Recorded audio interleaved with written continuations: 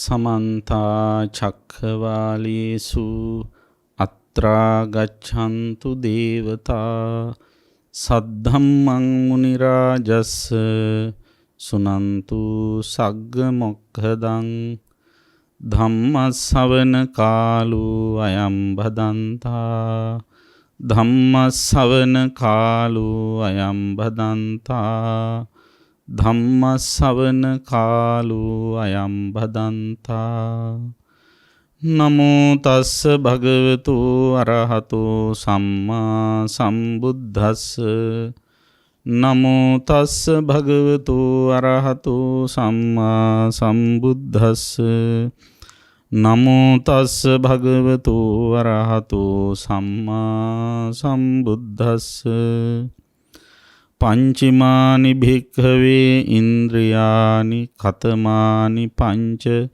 සද්ධින්ද්‍රියං විරේන්ද්‍රියං සතින්ද්‍රියං සමාධින්ද්‍රියං පඤ්ඤේන්ද්‍රියන්ති.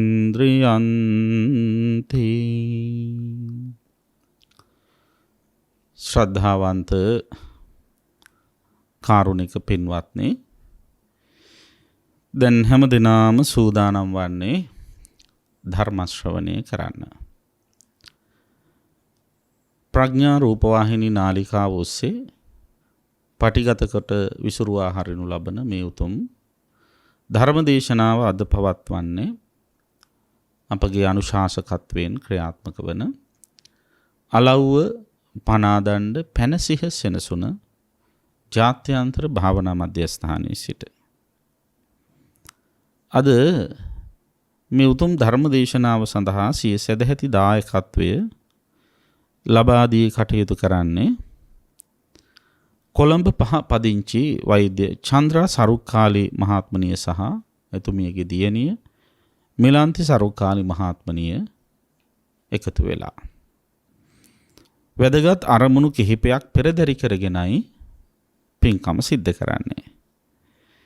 2019 වර්ෂයේ සැප්තැම්බර් මාසේ 6 වෙනි දින පරලෝසපත් සිය දයාබර ස්වාමි පුරුෂයාණන් ආදරණීය පියාණන් වහන්සේ කොළඹ ශාසන සේවක සමිතියේ උපභාණ්ඩාගාරිකවරයෙකු වශයෙන්ද සේවය කරපු අපේ නාරද බෞද්ධ ධර්මායතනයේ ප්‍රධාන දායක මහත්මයෙක් හැටියට කටයුතු කළ පාලිත සරුක්කාලි මහත්මාණන් සිහිපත් කරලා එතුමාට පින් අනුමෝදන් කිරීම පිණිසයි මේ පින්කම සිදු කරන්නේ. පාලිත සරුක්කාලි මහත්මයාට ඊතා ඉක්මන් භවයකදීම සසරින් මිදී සදාතනික සුවයෙන් සැනසීමට අවශ්‍ය ප්‍රතිපත්තීන් සම්පූර්ණ කරගන්න මේ දානමය කුසලය ධර්ම දානමය කුසලය ඉවහල් වේවා උපනිශ්‍රේ වේවා කියලා ප්‍රාර්ථනා කරනවා.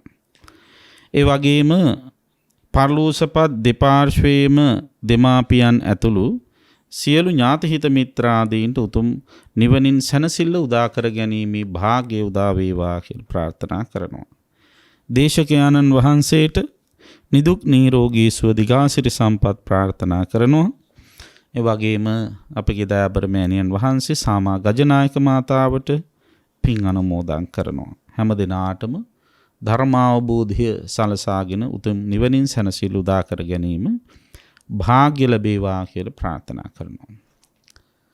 පින්වත් වෛද්‍ය චන්ද්‍ර සරුක්කාලි මහත්මනියගේ සහ එම දියණියගේ සිතැඟි බලාපොරොත්තු ප්‍රාර්ථනා සියල්ල එලෙසින්ම ඉෂ්ට වේවා කියලා අපි පළමුවෙන්ම ප්‍රාර්ථනා කරනවා. සරුක්කාලි මහත්මනිය තම දයාබර ස්වාමි පුරුෂයාණන් මියදුන දාපටන් මේ විදිහේ ධර්ම දානමය පින්කම් සිද්ධ කරලා විවිධ බෞද්ධ නාලිකාවන්හි ධර්ම දේශනාවන් පවත්වලා ඒ සඳහා දායකත්වය ලබා දීලා වටිනා ධර්ම දානමය කුසලය සිදු කළා. ඉතින් අදත් ඒ වගේ ධර්ම දානමය කුසලයක් තමයි මේ සිදු කරන්න බලාපොරොත්තු වෙන්නේ. මේ වෙලාවේ ධර්ම දේශනාව සඳහා මා පින්වත් ඔබට කියලා දෙන්න බලාපොරොත්තු වන්නේ සංයුක්ත නිකායේ ඉන්ද්‍රිය සංයුක්තයට අයිති සූත්‍ර දේශනාවක්. මේ සූත්‍රයේ නම දට්ඨබ්බ සූත්‍රය. තේරුම දත යුතුයි, දැනගත යුතුයි කියන අදහසයි. ඉන්ද්‍රිය ධර්ම පුරුදු කරන කෙනෙක් විසින්, එහෙම නැත්නම් නිවන ඉලක්ක කරගෙන ගමන් කරන කෙනෙක් විසින්, එහෙමත් නැත්නම් සදහ සම්පන්න භික්ෂු භික්ෂුණී උපාසක උපාසිකා කියන සිව්වනක් පිරිසින් කෙනෙක් විසින් දැනගත යුතු කාරණා සහිත සූත්‍ර දේශනාව නිසා මේ සූත්‍රයට දට්ඨබ්බ සූත්‍රය කියලා කියනවා.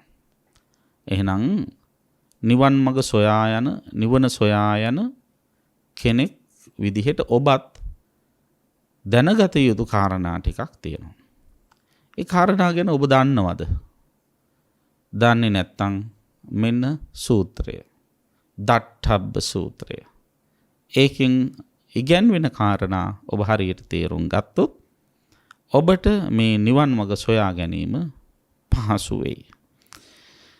බුදුරජාණන් වහන්සේ මේ දට්ඨබ්බ සූත්‍ර දේශනාව සිද්ධ කරලා තියෙන්නේ සවැත් නුවර ජේතවනාරාමේ වැඩ ඉඳෙද්දී. එහිදී උන්වහන්සේ ධම්සභා මණ්ඩපයට රැස්වෙච්ච ස්වාමින් වහන්සේලා ආමන්ත්‍රණය කරන නිවන් සුව සාක්ෂාත් කරගන්නට උපකාර වෙන ඊටාම වටිනා සිතිවිලි පහක් පිළිබඳව අවධාරණය කරනවා. ඒ සිතිවිලි පහට අපි කියන්නේ ඉන්ද්‍රිය ධර්ම කියලා. පංචමානි භික්කවේ ඉන්ද්‍රියානි. මහණෙනි මේ ඉන්ද්‍රිය ධර්ම පහක් තියෙනවා. කතමානි පංච, මොනවද ඉන්ද්‍රිය ධර්ම පහ? සද්ධීන්ද්‍රියං, විරියේන්ද්‍රියං, සතේන්ද්‍රියං, සමාධීන්ද්‍රියං, පඤ්චේන්ද්‍රියං. සද්ධාව නැමැති ඉන්ද්‍රිය, වීරිය නැමැති ඉන්ද්‍රිය, සතිය නැමැති ඉන්ද්‍රිය, සමාධිය නැමැති ඉන්ද්‍රිය සහ ප්‍රඥාව නැමැති ඉන්ද්‍රිය. මෙන්න මේ ඉන්ද්‍රිය ධර්මයන් පිළිබඳව දැනගන්න ඕන. දැන් කෙනෙකුට හිතෙන්න පුළුවන් ඉතින් ඕක මොකද අමුතුවෙන් දැනගන්න තියෙන, අපි ওই ටික දන්නවනේ කියලා. ඔව්, සද්ධේන්ද්‍රිය කියන්නේ මොකක්ද, විරීන්ද්‍රිය කියන්නේ මොකක්ද කියලා අහුවාම යම් මට්ටමකින් ඒක විග්‍රහ කරගන්න ඔබට දැනුමක් ඇති. හැබැයි මේ සද්ධේන්ද්‍රිය ක්‍රියාත්මක වන්නේ මොකක් නිසාද? විරීන්ද්‍රිය ක්‍රියාත්මක වෙන්නේ, විරින්ද්‍රිය වැඩෙන්නේ, වැඩි දියුණු කරගන්නේ කුමක් පදනම් කරගෙනද ආදී වශයෙන් අහුවොත් සමහරට ඔබට ඒ ගැන දන්නේ නැති වෙන්න පුළුවන්. ඉතින් අන්න ඒ ගැනත් ඔබ දැනගත යුතු වෙනවා. එතකොට කුමක් නිසාද මේ ඉන්ද්‍රිය ධර්ම ක්‍රියාත්මක වෙන්නේ? ඒ ඉන්ද්‍රිය ධර්මයන්ට ක්‍රියාත්මක වෙන්න උපකාර වෙන්නේ කවර ධර්මයක්ද කියන එක පිළිබඳව දැනුවත් වීම වැදගත් වෙනවා. අන්නේ සඳහා තමයි දට්ඨබ්බ සූත්‍රයේ බුදුරජාණන් වහන්සේ දේශනා කරලා තියෙන්නේ. පින්වත්නි, අපි දන්නවා බුදුරජාණන් වහන්සේගේ මේ නෛර්යානික වූ ශ්‍රී සද්ධර්මය නිවන ඉලක්ක කරගත් ධර්මයක් කියලා. බුදුහාමුදුරුවන්ගේ දහම් මගෙහි ගමන් කරන ඔබ අපි හැමෝම බලාපොරොත්තු වන්නේ කවදා හරි දවසක නිවන සාක්ෂාත් කරන්න. නිවන සාක්ෂාත් කරන්න මොකද කරන්න ඕන? නිවනට එහෙම නැත්නම් සත් අවබෝධයට උපකාර වෙන ධර්ම ජීවිතයට ගලප ගන්න ඕන. අවබෝධයට උපකාර වෙන ධර්ම කියන අදහසින් එහෙම ධර්ම කීයක් තියෙනවද? 37ක් තියෙනවා. අවබෝධයට උපකාර වෙන කියන අදහසට අපි කියන්නේ බෝධිපාක්ෂික කියලා. එතර බෝධිපාක්ෂික ධර්ම කීයද? 37යි. සත්තිස් බෝධිපාක්ෂික ධර්ම. මොනවද සත්තිස් බෝධිපාක්ෂික ධර්ම? ඒ තමයි සතර සතිපට්ඨානය, සතර සම්‍යක් ප්‍රධාන වීර්ය, සතර රිද්ධිපාද, ඊට පස්සේ පංච ඉන්ද්‍රිය, පංච බල, ඊළඟට සප්ත බෝධ්‍යංග ධර්ම සහ ආර්ය ශ්‍රාංගික මාර්ගය. දැන් මේ හැම ධර්ම කාණ්ඩයකින් කොට්ඨාශයකින්ම කියන්නේ මොකක්ද?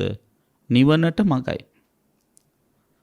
කියන්නේ මේ සත්‍තිස් බෝධිපාක්ෂික ධර්මම සම්පූර්ණ වෙනවා කියන එක ඒ 37ම සම්පූර්ණ කරගත්තාම තමයි නිවන් දකින්නේ කියන එක නෙවෙයි මේ කියන්නේ. කවුරු හරි කෙනෙක් නිවන් දැකීමට ප්‍රවේශ වෙන මාවත් කියලා කියන්න පුළුවන් මේවා.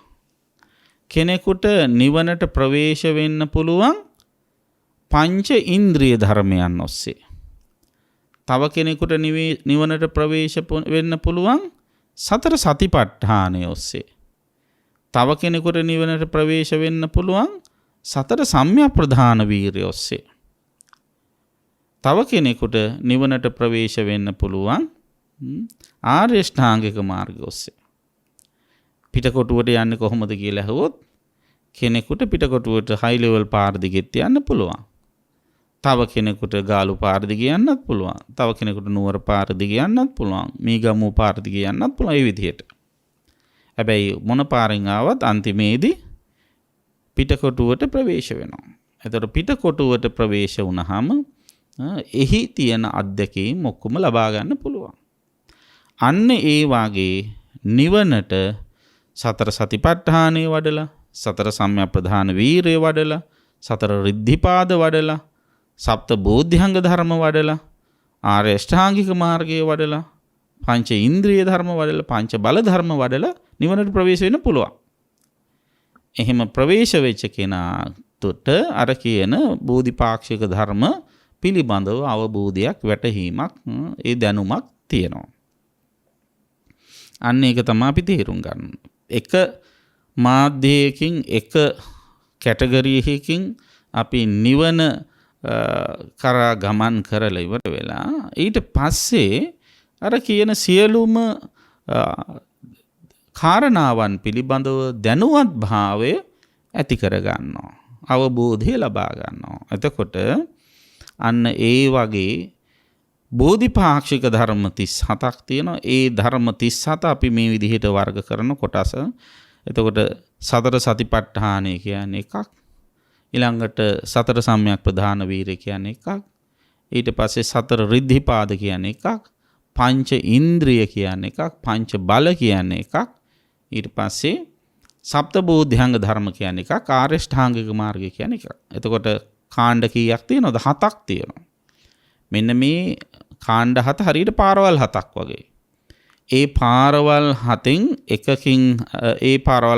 එකකින් හරි නිවනට සමීප වුණ කෙනාට මේ කියන 37ම කාණ්ඩවල් 7 නියෝජනය කරන කාරණා 37 පිළිබඳවම වැටහීමක් ඇති වෙනවා.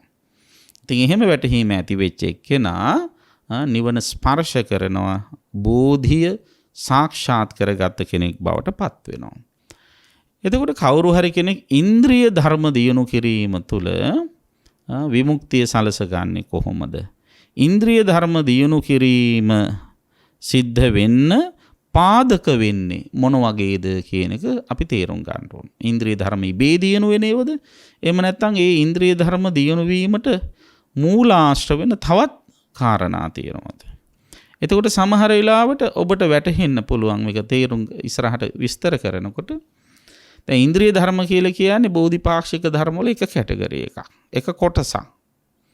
එතකොට ඒ කොටස සම්පූර්ණ කරගන්න තව කොටසක් උපකාර වෙලා තියෙනවා. තව කොටසක් ඒ තුල වැඩිලා තියෙනවා කියන එක තේරුම් ගන්න ඔබට හැකියාව තියෙන්න පුළුවන්. හැබැයි ඒක මේ බෝධිපාක්ෂික ධර්මම වෙන්නේ නැහැ.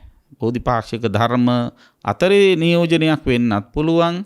ඒ වගේම බෝධිපාක්ෂික ධර්ම කියලා හඳුන්වන්නේ නැති කොටසක් වේයත් හැකි කියන එක තේරුම් ගන්න. ඉතින් අන්න ඒ නිසා ඒවා දැන ගැනීම වැදගත්. ඉතින් කෙසේ වෙතත් තේරුම් ගන්න ඕන දෙයක් තියෙනවා. දැන් ගොඩාක් අය හිතාගෙන ඉන්නවා නිවන් දකින්න නම් සතර සතිපට්ඨානය විතරමයි. වෙන දෙයක් බෑ. සතර සතිපට්ඨානය කියන්නේ ඒක ක්‍රමයක් තමයි. හැබැයි සූත්‍ර දේශනාවල ඕනෑ තරම් සඳහන් වෙලා තියෙනවා අනිත් ධර්මතා ප්‍රගුණ කිරීම තුලත් නිවන් දකින්න පුළුවන් කියන කාරණාව. දැන් ඔය සංයුත්ත නිකායේ ඉන්ද්‍රිය සංයුක්තයේම තියෙන සූත්‍ර දේශනා කිහිපයක්ම දැන් එක සෝත සූත්‍රය කියලා සූත්‍රයක් තියෙන සඳහන් වෙනවා.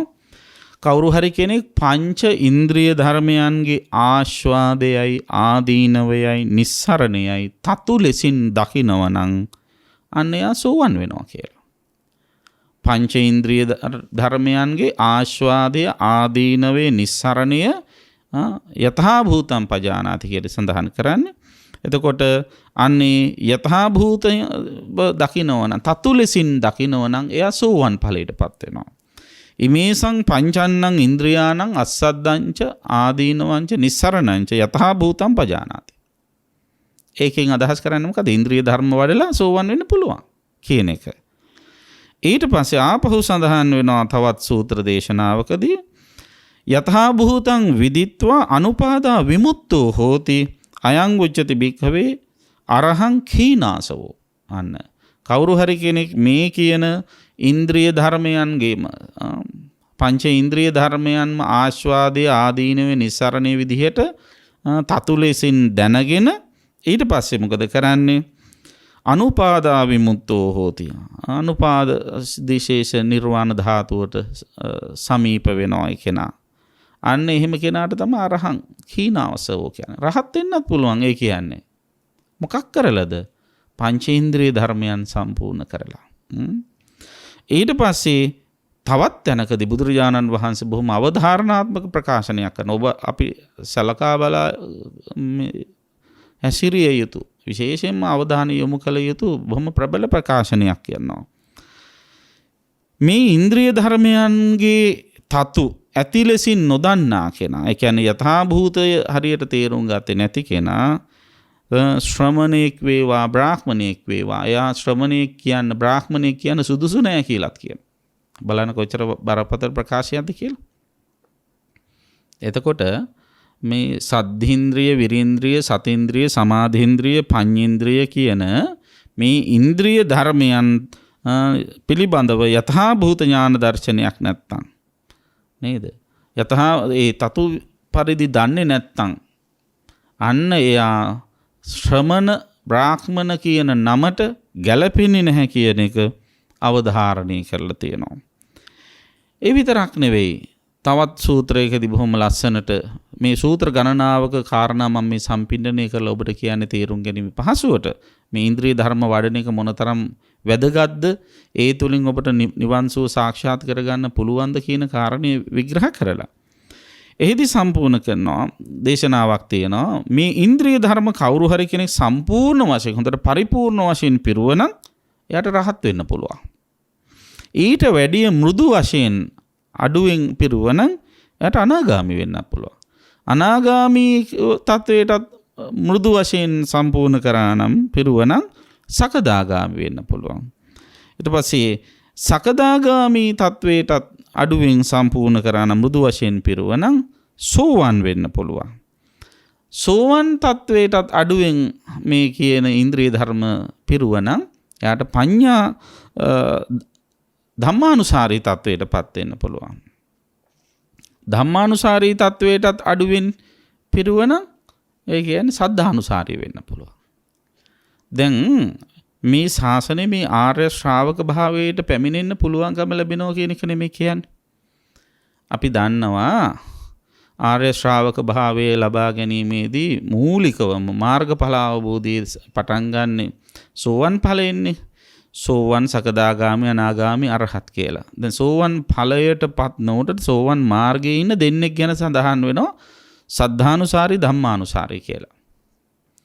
ඒතර සාමාන්‍ය සෝවන් ඵලයටපත් උනේ නැහැ සද්ධානුසාරී කියන, ධම්මානුසාරී කියන. හැබැයි සඳහන් කරනවා ධම්මානුසාරී කෙනා, සද්ධානුසාරී කෙනා සෝවන් නොවි මියදෙන්නෙත් නැහැ කියලා. කියන්නේ මාර්ගයේ ඉන්නේ ඵලයට ආසන්නෙන්. ඒ අයට කියන්නේ අමතස්ස ద్వාරං ආහච්ච තිට්ඨති. අමා දොරෙහි හැපි ඉන්නේ. ඒ කියන්නේ දොර ඇරිය ගමන් ඇතුලේ. දැන් හැපෙනවා කියලා කියන්නේ තට්ටු කරනවා. දැන් සාමාන්‍යයෙන් අපි දන්නෝනේ කතාවකුත් තියෙන්නේ තට්ටු කරන්නාට මොකද්ද? දොර ඇරේ නේද? දැන් ඒක අනිත් පැත්තට අද කාලේ කියන දොර අරින්නාට තට්ටු වේ කියලාත් කියන අවස්ථා තියෙනවා. නමුත් මෙතෙන්දී මූලිකව කියන්නේ තට්ටුවක් දැම්මොත් ඒකාන්ත වශයෙන් දොර ඇරෙන එක ස්ථිරයි වගේ මේ කියන මාර්ගයට ප්‍රවේශ වෙයි ඉන්න කෙනාට ඵලය ඒකාන්තයෙන්ම ලැබෙනවා කියන එක. දැන් මට කියන්න ඕන උනේ මොකක්ද? ඉන්ද්‍රිය ධර්ම සම්පූර්ණ කිරීම තුලත් විමුක්තිය සලස ගන්න පුළුවන්. දැන් ඉන්ද්‍රිය ධර්ම කියලා කියන්නේ සතිපට්ඨානෙ නෙවෙයි. දැන් ගොඩාක් අය හිතාගෙන සතිපට්ඨානයම විතරයි. ඒ කායනෝ අයං භික්කවේ මග්ගෝ කිව්ව ගමන් ඒ එකම මග one and only සතිපට්ඨානෙ විතරයි කියලා හිතන් ඉන්නේ. එහෙම නෙවෙයි. එතකොට මේ தત્ත්වය අපි හරියට තේරුම් ගැනීම වැදගත් වෙනවා. ඉතින් මේ සූත්‍ර දේශනාවලින් පැහැදිලිවම දේශනා කරන්නේ ඒකයි. එතකොට ඉන්ද්‍රිය ධර්ම 5ක් තියෙනවා කියලා අපි දැන් තේරුම් ගත්තා. නේ? සද්ධින්ද්‍රිය, විරීන්ද්‍රිය, සතීන්ද්‍රිය, සමාධීන්ද්‍රිය, පඤ්චේන්ද්‍රිය. මොනවද ඇත්තටම මේ ඉන්ද්‍රිය කියන්නේ? මේවා වෙන මේ දේවල් ද්‍රව්‍යාත්මක දේවල් වෙනත් ක්‍රියාකාරකම් නෙවෙයි. හරියට බැලුවොත් මේවා සිතිවිලි. සද්ධා කියන්නේ මොකද්ද? හිතේ ඇති වෙන සිතිවිල්ලක්. වීරය කියලා අපි හිතන මහන්සියලා දාඩිය දමාගෙන වැඩ කරන එක තමයි වීරය කියන්නේ. ඒක ක්‍රියාකාරකම. නමුත් එහෙම ක්‍රියාකාරකමක් හරි කරන්න ඉස්සෙල්ලා මොකද්ද වෙන්න ඕන? හිතේ සිතිවිල්ලක් පහළ වෙන්න ඕන. එහෙනම් විරිය කියන්නේ සිතිවිල්ලක්. සතිය කියන්නේ සිතුවිල්ලක්. සමාධිය කියන්නේ මානසික ඒකාග්‍රතාවය ඇති කරගෙන කියන්නේ සිතුවිල්ලක්. ප්‍රඥාව කියන්නේ මොකද්ද? ප්‍රඥාව කියන්නේ සිතුවිල්ලක් වෙන මොකක්වත් නෙවෙයි. ඒතර මේ මොන සිතුවිලි හොඳේද නරකයේද? හොඳ සිතුවිලි. නේද? තව විදිහකින් කුසල සිතුවිලි. හැම කුසල සිතකම ප්‍රමුඛව යෙදෙන සිතුවිලි. සෑම කුසල සිතකම ප්‍රමුඛව යෙදෙනවා කියන අදහසින් මෙන්න මේ සිතිවිලි පහට කියනවා ඉන්ද්‍රිය ධර්ම කියලා. ඉන්ද්‍රයා කියලා කියන්නේ බොහොම ප්‍රමුඛයා කියන එකනේ, ප්‍රධානිය කියන එකනේ. දැන් අපි රජවරුන්ගේ ප්‍රධානිය රාජේන්ද්‍ර කියලා කියනවා. දෙවියන්ගේ ප්‍රධානිය දේවේන්ද්‍ර කියලා කියනවා නේද? අන්න ඒ වගේ ප්‍රධානිය.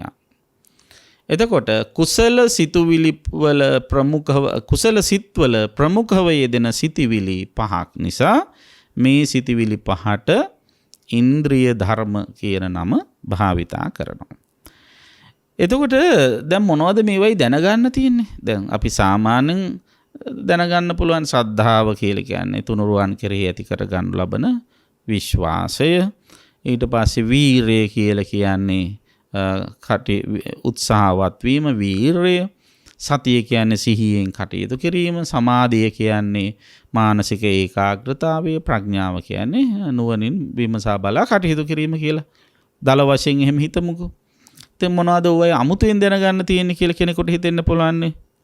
අන්න එතකොට අපි දැනගන්න ඕන දේ තමයි මේ කියන ඒ ඉන්ද්‍රිය ධර්මයන් ක්‍රියාත්මක වෙන්නේ කොහිද කියන එක අපි දැනගන්න ඕන. ඒක දට්ටබ්බ ධර්මයක්.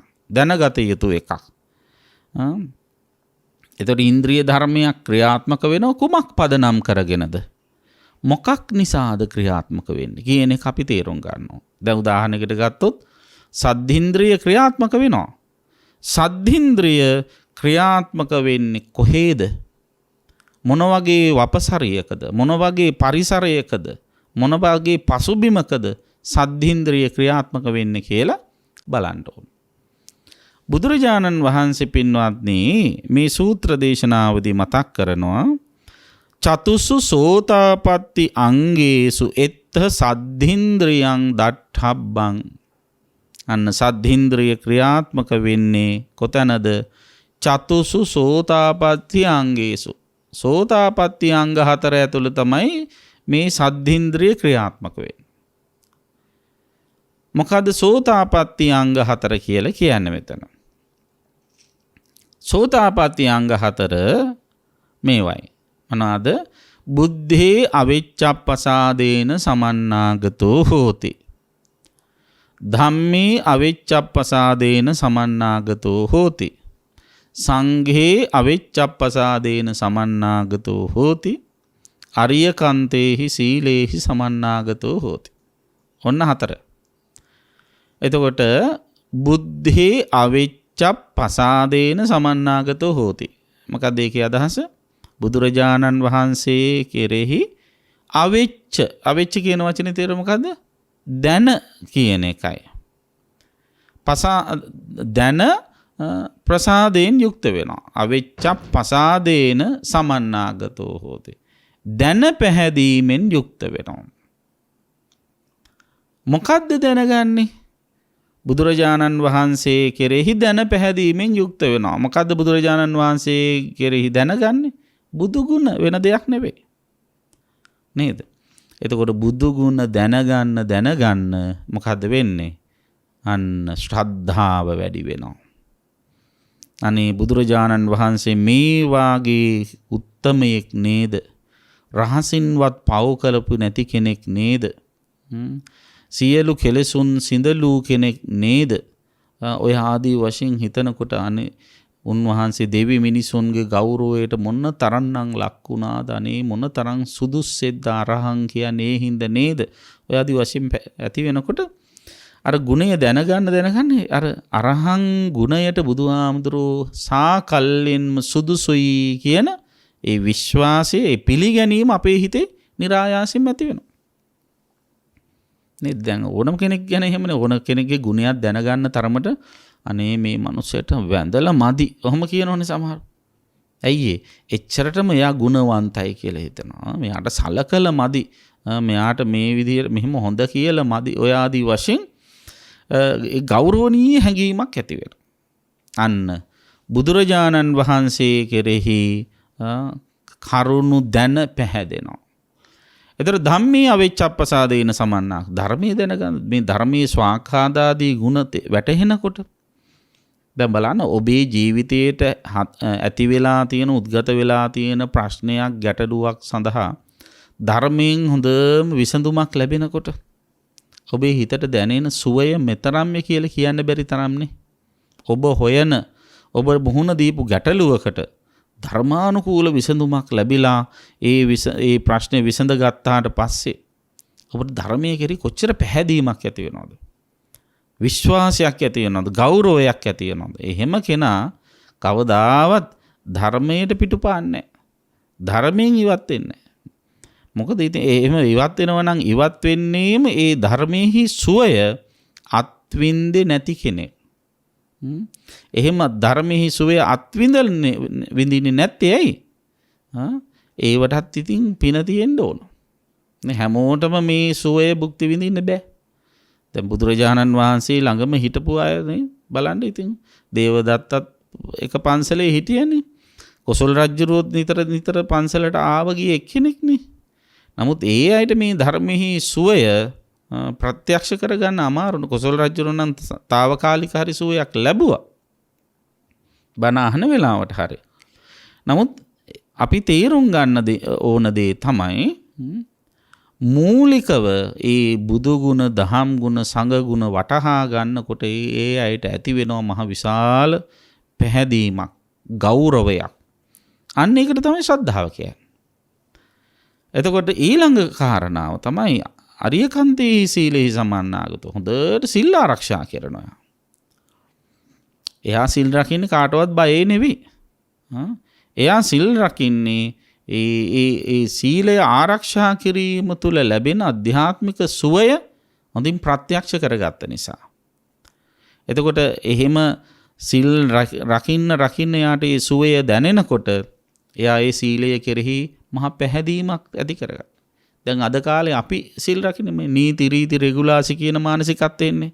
අනේ මොන වදයක්ද, මොන කරදරයක්ද, එහෙමනේ හිතන් ඉන්නේ.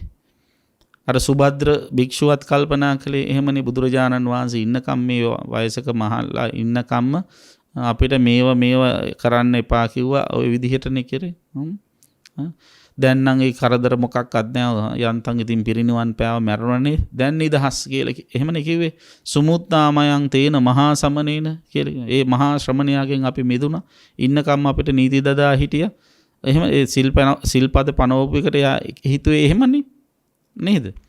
ඉතින් අද කාලෙත් ඉන්න ඔය වගේ වචනෙන් කිව්වේ නැතුණාට අයියෝ මොන කරදයක්ද, සීලයක් තියෙනවා නේ රකින්න කියලා ඒක අර පීඩාවක් කරගෙන රකිනවා. එහෙම නැතු මේ සීලය රැකීමෙන් ලැබෙන සුවය භුක්ති විඳිනකොට අන්න යාට ඒ තමන් රකින්න සීලය පිළිබඳවත් මහා ප්‍රසාදයක් ඇති වෙනවා. එතකොට තව ඒව වැළඳ ගන්න හිතෙනවා. සමාදන් වෙන්න හිතනවා. කැමැත්තෙන් ඒවා පිළිපදින්න හිතෙනවා. ඉතින් ඒ තුල බුදුරජාණන් වහන්සේ කෙරෙහි ධර්මයේ කෙරෙහි ආර්ය මහා සංඝරත්නය කෙරෙහි යලි යලිත් පැහැදෙනවා, ගෞරවය ඇති වෙනවා. අන්න ඒකට කියනවා ශ්‍රද්ධාව කියලා. එතකොට ඒ වගේ ශ්‍රද්ධාවක් ඇති වෙන්නේ මොකක් නිසාද? කුමක් පදනම් කරගෙන දන්න සෝතාපට්ටි අංග පදනම් කරගෙන තමයි මේ ශ්‍රද්ධාව ජනිත වෙන්නේ. ඒකෙන් අදහස් කරන්නේ සෝවන් වෙච්ච නැති අයට ශ්‍රද්ධාව නැහැ කියන එක නෙවෙයි. ශ්‍රද්ධාව ස්ථාවර වෙන්නේ සෝතාපට්ටි අංගයන් ක්‍රියාත්මක කරන කෙනා. දැන් සෝතාපට්ටි ඵලයට පත්වෙච්ච එක්කෙනාගේ ශ්‍රද්ධාව ස්ථාවරයිනේ නේද? අනිත් අයගේ ශ්‍රද්ධාව එහෙම ස්ථාවර නැ, වෙනස් වෙන්න පුළුවන්. ප්‍රත්‍යඥයන්ගේ ශ්‍රද්ධාව. දැන් අර සෝතාපට්ටි ඵලයට පත්වෙච්ච අයගේ ශ්‍රද්ධාව ස්ථාවරයි කියන එකට හොඳ නිදර්ශන කතාවක් තියෙනවනේ. බුදුරජාණන් වහන්සේගේ කාලේ එක දවසක් තරුණ ළමයෙක් හිටියා. එයා බුදුහාඳුරන්ගෙන් බණ අහන්න ගියා. මේ තරුණයාගේ නම සූරම්බට්ට. ටිකක් අමුතු නමක්. ඉතින් සූරම්බට්ට බුදුහාමුදුරන්ගෙන් බණ අහන්න ගිහිල්ලා බණ අහලා පැහැදුනා. පැහැදිලා සෝවන් ඵලයටපත් වුණා. සෝවන් ඵලයටපත් වුණාම ඉතින් එයා බොහොම ශ්‍රද්ධාවෙන් ආපහු ගෙදර ආවා. ඔය මිනිස්සු සෝවන් වෙනවට මාර්ගඵල ලබනවට හරීම අකමැති එක්කෙනෙක් ඉන්නවනේ. කවුරු කියලාද හිතන්නේ? ඒ තමයි මාරයා. මාරයා කැමති නෑ මිනිස්සු මේ විමුක්ති මාර්ගයේ පැත්තට යනවට. ඒ කුසලය වඩනවට. මාරයා කැමති මිනිස්සු පින් දහම් කරගෙන සංසාරේ දික් කරගෙන සසර ඇවිදිනවට කැමති. එතකොට එයාගේ යටතේනේ ඉන්නේ. එයාගේ විශේෂ ඉක්මවා යන අයට මාරයා කැමති නෑ. ඉතින් දැන් මේ සෝවන් ඵලයටපත් වෙච්ච සූරම් බට්ට මාරයා ඉතින් දන්නේ මාරයා හිතන්නේ සෝවන් ඵලයටපත් වුණාම ආපහු එයාව නැවත එයාගේ පැත්තට හරව ගන්න පුළුවන්, ආයි ප්‍රත්‍යඥයෙක් කරගන්න පුළුවන් කියලා. ඒකට වෑයම් කරන්න එයාගේ ශ්‍රද්ධාව වෙනස් කරන්න ඕන කියලා කල්පනා කළා. මොකද කළේ? මාරයා බුදුරජාණන් වහන්සේගේ වේශය මවාගෙන සූරම් බට්ටගේ ගෙදරට ගියා. බුදුහාමුදුරු කෙනෙක් වගේ. ගිහිල්ලා සූරම් බට්ටගේ ගෙදරට දොරට තට්ටු කරා. ඒ තට්ටුවත් ඉතින් මාර තට්ටුවක් වෙන්නේ නැති. ඒ ඉතින් මාරයනේ තට්ටු කර. ඉතින් දොර ඇරලා බලනකොට සූරම් බට්ට ගෙදර ඉස්සරහා බුදුහාමුදුරු. ඉතින් මෙයා දන්නේ මේ මාරයයි කියලා. එයා හිතුව බුදුහාමුදුරුවෝ කියලා. අනේ බුදුරජාණන් වහන්සේ මම මේ දැන් පන්සලේ වැඩ ඉඳලානේ ආවේ. ඇයි බුදු පියාණන් වහන්සේ මාව සොයාගෙන පැමිණියේ කියලා අහුවා. එතකොට සූරම් බට්ටට මේ මාරයා බුදුහාමුදුරුවෝ වගේ ඉන්න මාරයා කියනවා සූරම් බට්ට අර පන්සලේදී මම ඔයාට මේ දේශනා කරපු ධර්මයේ තියෙනනේ සියලු සංස්කාර අනිත්‍යයි කියලා මම කතාවක් කිව්වනේ. ඒක මගේ මේ සිහි කල්පනා පොඩ්ඩක් වෙනස් වෙලා තියෙන වෙලාවක කිව්වේ. මට ඒක පොඩ්ඩක් පැටලුණා. සබ්බේ සංඛාරා අනිච්චා නෙවෙයි සබ්බේ සංඛාරා නිච්චා. ඒක කියලා යන්න ආවේ කියලා කිව්වා. මෙහෙම කිව්වහම සූරම් බටට තේරුණා මෙතන මොකක් හරි හොරයක් තියෙනවා කියලා. මොකද බුදුහාමුදුරුවෝ කියන්නේ එහෙම කතා දෙකේ කෙනෙක් නෙවෙයි. අද්වෙච්ච වචනා බුද්ධා. එක වෙලාවකට එක කතාවක් කියලා තව වෙලාවකට තව කතාවක් කියන්නේ නැහැ. අවබෝධයටපත් වෙච්ච උත්තමයෝ. අපි නම් සමහර වෙලාවට මේ අද කියන දේ සමහරට වෙනස් වෙන්නත් පුළුවන්. හැබැයි බුදුවරු එහෙම කතා දෙකේ අය නෙවෙයි. ඉතින් මේක හොඳට තේරුම්ගෙන හිටපු මොකද බුදුහාඳුරු කෙරේ හොඳ පැහැදීමෙන් ඉන්නේ සෝවන් ඵලයටපත් වෙලා ඉන්නේ. සූරම් බට්ට තේරුම් ගත්ත මේ නම් බුදුහාඳුරු නෙවෙයි. ඒතර බුදුහාමුදුරෝ වගේ වේශයක් මවන්න පුළුවන්කම තියෙන්නේ මාරයා. අනිත් දෙවියන්ට හැකියාව තිබ්බට ලැජ්ජා බයට හැදිච්ච දෙවියෝ ඒව කරන්නේ නැහැ. ඉතින් මේ මාරයාට කිසි ලැජ්ජාවක් බයක් නැහැනේ. ඒ නිසා එයා ඕන වේශ මවා ගන්නවා. ඉතින් බුදුහාඳුරන්ගේ වේශෙත් මවා ගන්න වෙන කවුරුත් නෙමෙයි මේ මාරයම තමයි කියලා කල්පනා කරලා අහනවා. ඔයා මාරය නේද කියලා. අපරාධි කියන්නේ බෑ මාරයගේ වුණත් එක ක්වොලිටි එකක් තියෙනවා. මොකද්ද? බොරු කියන්නේ නැහැ. ඔයා මාරය නේද කියලා ඇහුවාම කට උත්තර නැති වුණා. ඔව් මම මාරය තමයි. ඊට පස්සේ එහෙම කිව්වහම සූරම් බට්ට අහනවා ඇයි ඔයා මේ විදිහේ කැත වැඩක් කළේ ඇවිල්ලා? එතකොට කියනවා නෑ මට ඕන වුණා ඔයාගේ හිතේ බුදුහාමුදුරුවන් කෙරෙහි තියෙන ප්‍රසාදේ නැති කරලා දාන්න. ඒකයි මම මෙහෙම ආවේ කියලා. එතකොට කියන දැන් ඔයා මතක තියාගන්න. ඔයා නෙවෙයි ඔයා වගේ 10ක් ඔයා වගේ 100ක් ඔයා වගේ 1000ක් ඇවිල්ලා කිව්වත් සබ්බේ සංඛාරා නිච්චා කියලා මම පිළිගන්නේ. මම දන්නවා අවබෝධයෙන්ම සියලු සංස්කාර ධර්ම අනිත්‍ය බව. එහෙම ධර්මයක් දේශනා කරපු බුදුරජාණන් වහන්සේ කෙරෙහි මගේ හිතේ ඇතිවෙච්ච ප්‍රසාදය ඔය කාටවත් වළක්වන්න වෙනස් කරන්න බෑ මාරියෝ. ඒක දැනගන්න ඔයා කියලා කිව්වා. ඉතින් මාරයා එතෙන්දී ලැජ්ජාවෙන් ඇඹරිලා ඊට පස්සේ එතනින් අතුරුදහන් වුණා කියලා සඳහන් වෙනවා. අන්න සෝවන් වෙච්ච කෙනෙකුගේ හිතේ ස්වභාවය ශ්‍රද්ධාවේ හැටි. ඒතර සෝවන් ඵලයට පත්වෙච්ච කෙනාට සෝතාපට්ටි අංග තියෙන. ඒතර මේ සෝතාපට්ටි අංග උපකාර වෙනවා අර සද්ධා නැමැති ඉන්ද්‍රිය ධර්මය හොඳට හිත තුල ස්ථාවර කරගන්න. එතකොට සද්ධා නැමැති ඉන්ද්‍රිය ධර්ම ස්ථාවර වෙලා තියෙන කෙනෙක්ගේ අර වෙන පරිබාහිර සිතුවිලි වලින් ඒ ශ්‍රද්ධාව නැමැති සිටිවිල්ල යට වෙන්නේ නැහැ. හැමතිස්සෙම මේ ශ්‍රද්ධා නැමැති සිටිවිල්ල සෝවන් ආදී අර්ග ඵලවලට පත්වෙච්ච අයගේ ඉහළ මට්ටමකමයි තියෙන්නේ. එතකොට අන්න දැන් තේරුම් ගන්න සද්ධින්ද්‍රිය ක්‍රියාත්මක වෙන්නේ සෝතාපට්ටි අංග ඇසුරු කරගෙන කියන එක. මේ සෝවන් ඵලයට පත්වෙච්ච කෙනෙකුගේ ඉන්ද්‍රිය ධර්මයක් හැටියටත් තේරුම් ගන්න. ඊළඟට දෙවනි ඉන්ද්‍රිය ධර්මයට කියනවා විරියේන්ද්‍රිය කියලා. මොකද්ද වීර්ය? එතකොට විරියේන්ද්‍රිය ක්‍රියාත්මක වෙන්නේ කුමක් ඇසුරු කරගෙනද? බුදුරජාණන් වහන්සේ දේශනා කරන එතන නම් අර බෝධිපාක්ෂික ධර්ම වර්ග 7න් එක ධර්මයක් විස්තර කරනවා. මොකද්ද? චතුසු සම්මප්පදානේසු සතර සම්‍යප්ප්‍රධාන වීරේ පදනම් කරගෙන තමයි මෙතනදී මේ කියන විරියේන්ද්‍රිය කියන ඉන්ද්‍රිය ධර්මයේ ක්‍රියාත්මක වෙන්නේ. එතකොට සතර සම්‍යප්ප්‍රධාන වීරය කියන්නේ මොකද්ද? නිතර දෙවේලි බණ අහන පින්නතුන් මේ කාරණා දන්නවා. නමුත් අර සූත්‍රයට අදාළ නිසා මම ආයිත් මතක් කරන්නම්. මොකද්ද සතර සම්‍යප්ප්‍රධාන වීරය? අපි සිංහලෙන් කිව්වොත් නූපන් අකුසල් නූපදවා සිටීමට උත්සාහ කිරීම, උපන් අකුසල් ප්‍රහාණය කිරීම පිණිස උත්සාහ කිරීම, නූපන් කුසල් උපදවා ගැනීමට වීර කිරීම, උපන් කුසල් වැඩි දියුණු කිරීමට වීර කිරීම. ඔන්න ඔය ටික තමයි සතර සම්‍යප්ප්‍රධාන වීරය කියලා කියන්නේ. එතකොට අන්න ඒ වීරය කරනකොට හිත තුල ගොඩ නැගෙනවා සිටිවිල්ලක්. මොකද්ද සිටිවිල්ල? විරියේන්ද්‍රිය නැමැති සිටිවිල්ල. අර හතරාකාරයෙන් වෑයම් කරන කෙනා වීරය කරන කෙනාට වීරය කියන එක ඉන්ද්‍රිය ධර්මයක් විදිහට වැඩෙනවා.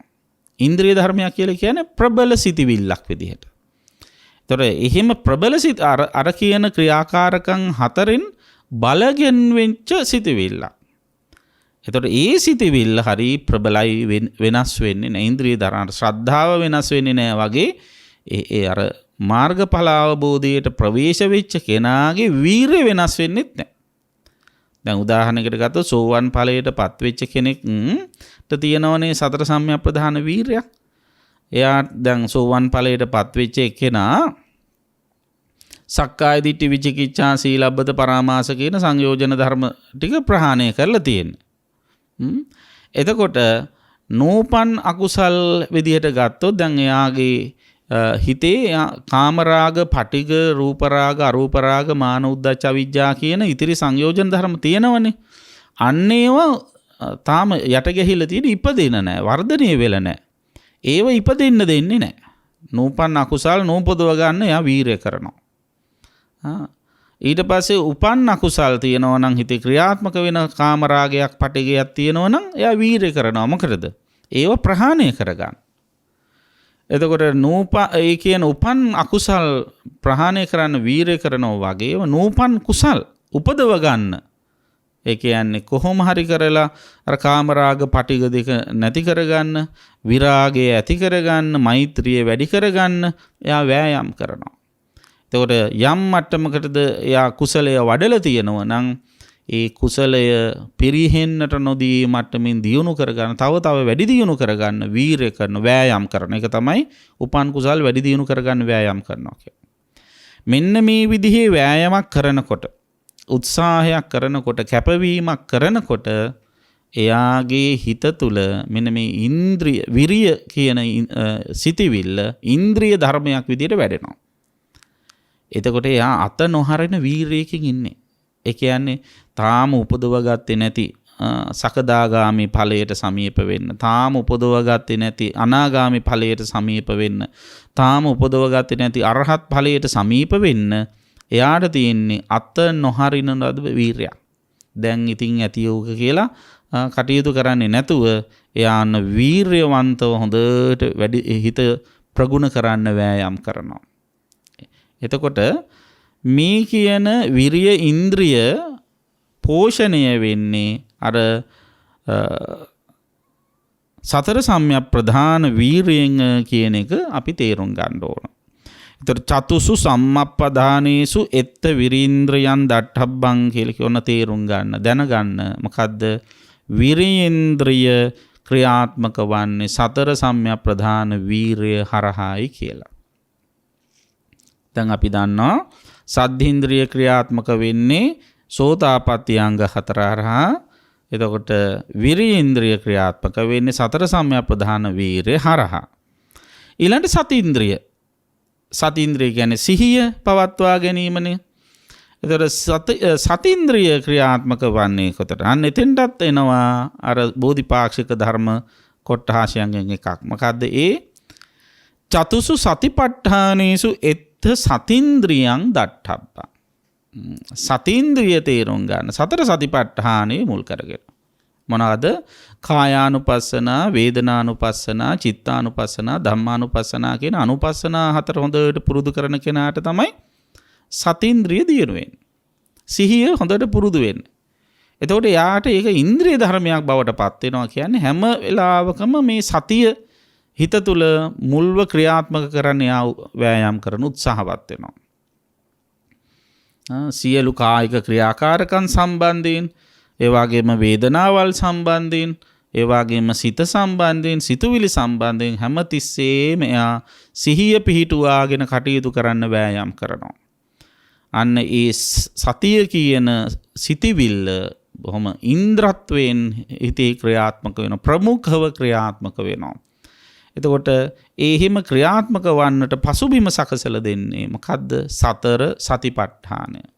සතර සතිපට්ඨානය පුරුදු කරන කෙනාට සතීන්ද්‍රිය කියන ඉන්ද්‍රිය ධර්මය හොඳට වැඩෙනවා. ඊළඟට බුදුරජාණන් වහන්සේ පැහැදිලි කරනවා චතුසු ඥානේසු එත්ත සමාධින්ද්‍රියං දට්ඨබ්බං. චතුසු ඥානේසු කියන සතර ධ්‍යාන. සතර ධ්‍යාන තුල තමයි සමාධින්ද්‍රිය හොඳට පෝෂණය වෙන, හොඳට වැඩෙන්නේ. සතර ධ්‍යාන කියලා කියන්නේ රූපාවචර ධ්‍යාන 4ක් තියෙනවා. මොනවාද? ප්‍රථම ධ්‍යානය, ද්විතීය ධ්‍යානය, තෘතීය ධ්‍යානය, චතුර්ථ ධ්‍යානය කියලා. අන්නේ ධ්‍යාන 4 හොඳට පුරුදු කරන කෙනාගේ හිතේ කාමච්ඡන්ද, ව්‍යාපාද, තීන මිද්ද, උද්ධච්ච, කුක්කුච්ච, විචිකිච්ඡා කියන නීවරණ ධර්ම යටපත් වෙනවා. විතක්ක, විචාර, පීති, සුඛ, ඒකාග්‍රතා කියන මේ ධානාංග වැඩෙන්න පංච නීවරණ ධර්ම යටපත් වෙලා යනවා.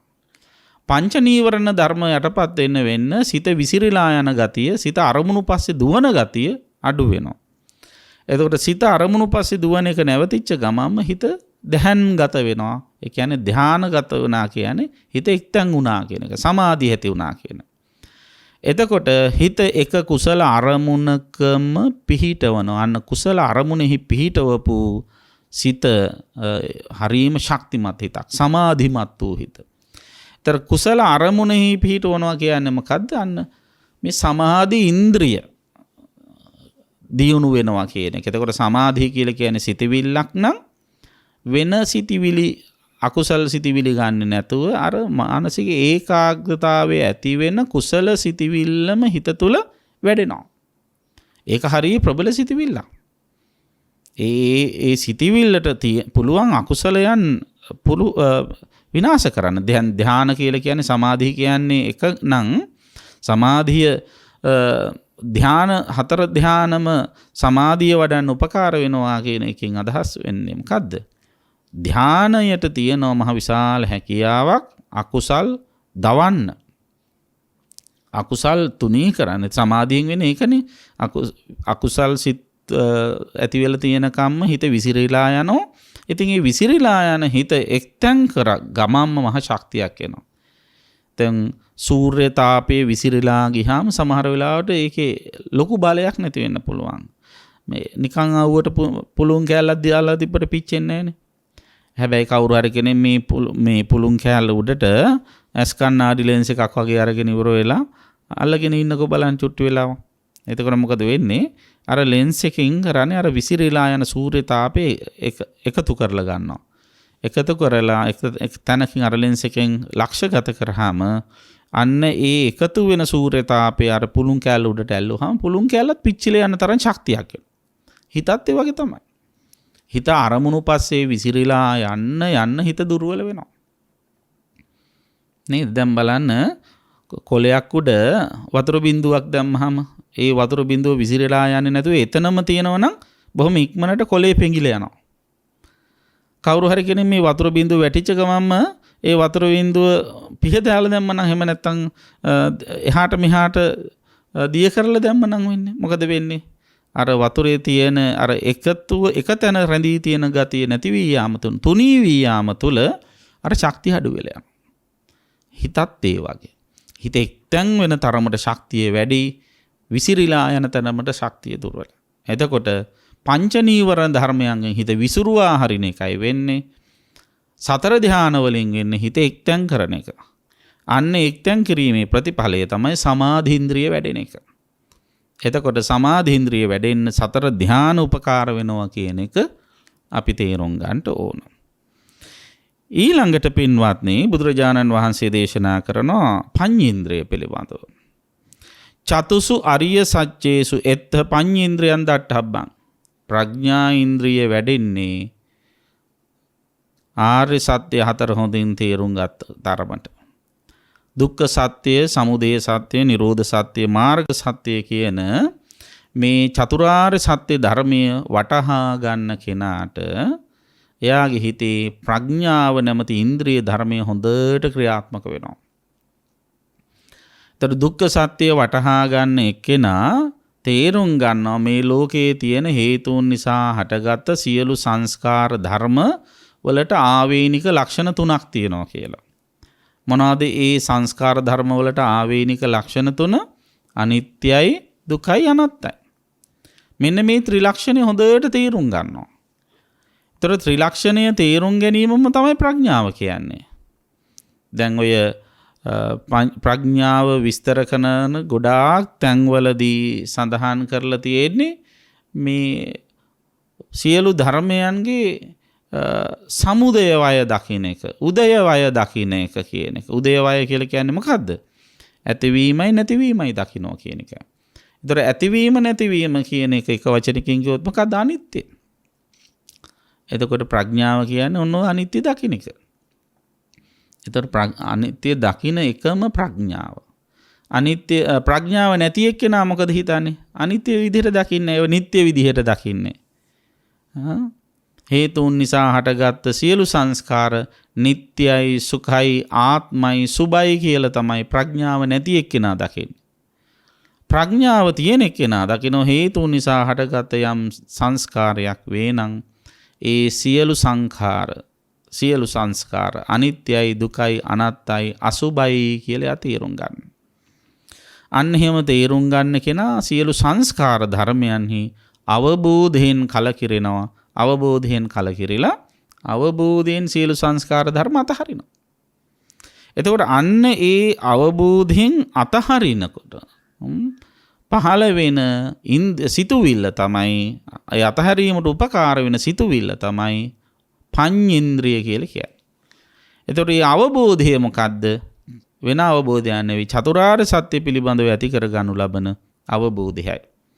ඒතර දුක්ඛ සත්‍යයේ තේරුම් ගැනීමේදී මේ පංචස්කන්ධය මුල් කරගෙන හටගනු ලබන අනිත්‍ය, දුක්ඛ, අනාත්ම කියන ත්‍රිලක්ෂණය, පංචස්කන්ධයේ තුල ක්‍රියාත්මක වෙන ත්‍රිලක්ෂණය දකින්න ඕන දුක්ඛ සත්‍යයේ තේරුම් ගන්නකොට. ඒතර ඒ ත්‍රිලක්ෂණය දකින්නේ නැති කෙනා මොකද කරන්නේ? අර පංචස්කන්ධයේහි තණ්හා උපාදානෙන් බැඳෙනවා. අන්න සමුදය සත්‍ය. තණ්හා උපාදානය. තණ්හා උපාදානෙන් නොබැඳුන තැන දුක ඇති වෙන්නේ නැහැ කියලා දකිනවා. අන්න නිරෝධ සත්‍ය. ඊට පස්සේ මොකද කරන්නේ? තණ්හා උපාදානෙන් බැඳෙන්නේ නැති වෙන විදිහට තමන්ගේ සිත කය වචනය ක්‍රියාත්මක කරවන්න වෑයම් කරනවා. අන්න මාර්ග සත්‍ය. ඒතර මේ කියන චතුරාර්ය සත්‍ය ධර්මය හොඳට පුරුදු පුහුණු කරන කෙනාට ත්‍රිලක්ෂණය හොඳට වැටහෙනවා. ත්‍රිලක්ෂණය වැටහෙනකොට එයා අවබෝධයෙන් පංචස්කන්ධය කෙරෙහි කලකිරිලා පංචස්කන්ධය තුල තියෙන අනිත්‍ය දුක් අනාත්ම ස්වභාවය වටහාගෙන අවබෝධයෙන් ඒක අතහරිනවා. අවබෝධයෙන් පංචස්කන්ධය අතහැරි කෙනා පංචස්කන්ධ දුකෙන් නිදහස් වෙනවා. අන්නේ ඒ දුකෙන් නිදහස් වෙන්නට අවශ්‍ය කරන දැනුම උපදවාලන ප්‍රධානම ඉන්ද්‍රිය ධර්මයක් තමයි පඤ්චේන්ද්‍රිය කියලා කියන්නේ. එතකොට ඒ ප්‍රඥා ඉන්ද්‍රිය දියුණු වන්නට පාදක වෙන දේ තමයි චතුරාර්ය සත්‍ය පිළිබඳව ඇති කරගන්න දැනුම. ඒතර චතුරාර්ය සත්‍ය පිළිබඳව දැනුවත් වෙන තරමට පඤ්ඤා ඉන්ද්‍රිය වැඩෙනවා කියන එක අපි තේරුම් ගන්න ඕනේ. එතකොට මෙන්න මේ කියන කාරණා ටික හොඳට පුරුදු කළ චතුරාර්ය සත්‍ය පිළිබඳව දැනුවත් වෙනවා. ඒ දැනුවත් වීම නිසා පඤ්ඤා ඉන්ද්‍රිය වැඩෙනවා. ප්‍රඥා ඉන්ද්‍රිය වැඩෙනකොට ප්‍රඥාව මුසු කරලා පංච උපාදානස්කන්ධය කෙරෙහි බලනවා. පංච උපාදානස්කන්ධය කෙරෙහි එහෙම බලන කෙනාට පංචස්කන්ධයේහි තියෙන අනිත්‍ය දුක්ඛ අනාත්ම කියන ත්‍රිලක්ෂණය හොඳින් වැටහෙනවා. ඒ ත්‍රිලක්ෂණය වැටහිච්ච කෙනා අවබෝධයෙන් පංචස්කන්ධෙහි කලකිරෙනවා. අවබෝධයෙන් පංචස්කන්ධයේ කලකිරුණ කෙනා අවබෝධයෙන්ම පංචස්කන්ධය අතහරිනවා. අවබෝධයෙන් පංචස්කන්ධය අතහැරපු කෙනා නැවත පංචස්කන්ධයක් මිනිස සංස්කාර ගොඩනගන්නේ නැහැ. නැවත සංස්කාර ගොඩනගුවේ නැත්තම් ප්‍රතිසන්දි විඥානයක් පහළ වෙන්නේ නැහැ. ප්‍රතිසන්දි විඥානයක් පහළ වුණේ නැත්තම් නැවත උපතක් නැහැ. නැවත උපතක් නැත්තම් එතන තියෙන්නේ දුක නැති කිරීම හේවත් නිවනයි. අන්නේ නිවන සාක්ෂාත් කරන්න ඉන්ද්‍රිය ධර්මයන්ද භාවිතා කිරීමෙන් හැකියාව ලැබෙනවා කියන එක ඔබ තේරුම් ගන්න ඕන. ඒක තමයි දට්ඨබ්බ සූත්‍රයේ දත යුතුයි කියලා කියන්නේ. තේරුම් ගත යුතු කාරණාවන් එකයි. අන්න එහෙනම් බෞද්ධයෙකු විදිහට නිවන සොයා යන ගමනේදී නිවන ලැබිය හැකි තවත් දැනගත යුතු කාරණාවක් විදිහට මෙන්න මේ සංයුක්ත නිකාය ඉන්ද්‍රිය සංයුක්තයේහි දට්ඨබ්බ සූත්‍රය හොඳින් තේරුම් අරගෙන කටයුතු කරන්න වෑයම් කරන්න. ඒ සඳහා පින්වත් ඔබ හැම දිනාටම මේ අනුශාසනාව උපකාරයක්ම වේවා කියලා අපි ඊට සිතින් ප්‍රාර්ථනා කරනවා. දැන් මම මේකට පුංචි රිවිෂන් එකක් දෙන්න කැමතියි. මේක ටිකක් සංකීර්ණ දේශනාවක් නිසා ඒ ඉන්ද්‍රිය ධර්මයන් ක්‍රියාත්මක කරන්න උපකාර වෙන ධර්මයන් පිළිබඳව දැනුවත් කරන සූත්‍රය තමයි දට්ඨබ්බ සූත්‍රය කියන්නේ. ඒතර ඉන්ද්‍රිය ධර්ම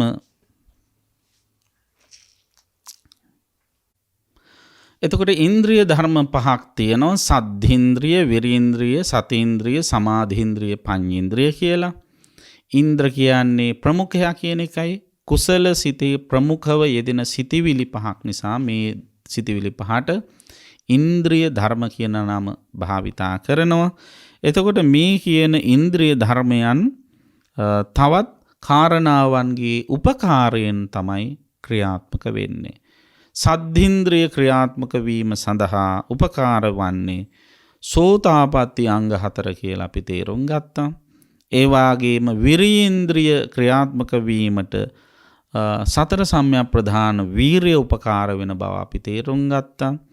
ඊළඟට සතීන්ද්‍රිය ක්‍රියාත්මක වීමට සතර සතිපට්ඨානෙ උපකාර වෙන බව තේරුම් ගත්තා.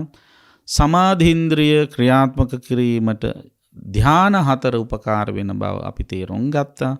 ප්‍රඥා ඉන්ද්‍රිය ක්‍රියාත්මක වීමේදී චතුරාර්ය සත්‍ය පිළිබඳව දැනුවත්කම උපකාර වෙන බව අපි තේරුම් ගත්තා. ඉතින් අන්න එහෙම තේරුම් අරගෙන මේ කියන ක්‍රියාකාරකම් තුලින්ද ඉන්ද්‍රිය ධර්ම දියුණු කරගෙන ඉන්ද්‍රිය ධර්මයන්ගේ දියුණුව කෙලවර අමා නිවන සාක්ෂාත් කරගන්න පුළුවන්කම තියනවාය කියන කාරණාවද දැනගෙන ඒ අනුව ඔබේ නිවන් මගෙහි ගමන් කිරීම හොඳින් සැලසුම් කරගෙන කටයුතු කරන්න. ඔබට ප්‍රියමනාප මාවත තෝරාගෙන කටයුතු කරන්න ඉඩ අවකාශ තියෙනවා කියලා ඔබ වටහා ගන්න. ඉතින් ඒ ලෙසින් කටයුතු කරන්න පින්නත් ඔබ හැම දිනාටම මේ අනුශාසනා උපකාර වේවා කියලා අපි සිතින් ප්‍රාර්ථනා කරනවා. ආකාසට්ඨා ච බුම්මට්ඨා දේවා නාග මහිද්దికා පුඤ්ඤන්තං අනුමෝදිත්වා චිරං රක්ඛන්තු ශාසනං චිරං රක්ඛන්තු දේශනං චිරං රක්ඛන්තු ත්වං සදා ධර්ම ශ්‍රවණානි සංසයෙන් හැමත උතුම් නිවන් සුව සැලසේවා. පින්තුනි, අද මේ උතුම් ධර්ම දේශනාවේ දායකත්වයේ දරා කටයුතු කළේ කොළඹ පහ පදිංචි පින්වත් වෛද්‍ය චන්ද්‍ර සරුක්කාලි මහත්මනිය සහ මිලන්ති සරුක්කාලි මහත්මනිය දියණිය අභාව ප්‍රාප්ත තම දයාබර ස්වාමි පුරුෂයාණන්ට පින් අනුමෝදන් කිරීමේ හෘදයංග බලාපොරොත්තුවෙන් පින්කම් කළේ පාලිත සරුක්කාලි මහත්මයාට පින් අනුමෝදන් කරනු පිණිස බොහෝ දිනාට ධර්මයේ ශ්‍රවණය කරන්නට අවකාශ සලසා දීම තුළ පහළ කරගත් ධර්ම දානමය කුසල බලයෙන් පාලිත සරුකාලි මහත්මයාත් දෙපාර්ශ්වයේ මියගිය දෙමාපියන් වහන්සේ ඇතුළු සියලු ඥාතීහු සුවපත් වෙත්වා. ප්‍රේක්ෂක පින්වත් ඔබ හැම දිනාගේම ඥාතීහු පින් අනුමෝදන් වෙත්වා කියලා සාදු කියලා පින් දෙමු. ලෝකියත් සම්බුද්ධ ශාසනයත් සුරකින්න සියලු දෙවියෝ පින් අනුමෝදන් වෙත්වා. හැම දිනාටම දෙවියන්ගේ ආශිර්වාද රැකවරණ සිද්ධ කරත්වා කියන අදහසින් දෙවියන්ටත් සාදු කියලා පින් දෙමු. මේ උතුම් කුසල් බැලින් පින්වත් ඔබ අප හැම දිනාටම සියලු සාංශාරික දුක්ඛයන්ගෙන් ඈතරව ලැබෙන අමා නිවන් සුව සැලසේවායි සාදු කියලා ප්‍රාර්ථනා කරමු. හැම දිනාටම තෙරුවන් සරණයි. ද්වේෂක්ඛයෝ නිබ්බානං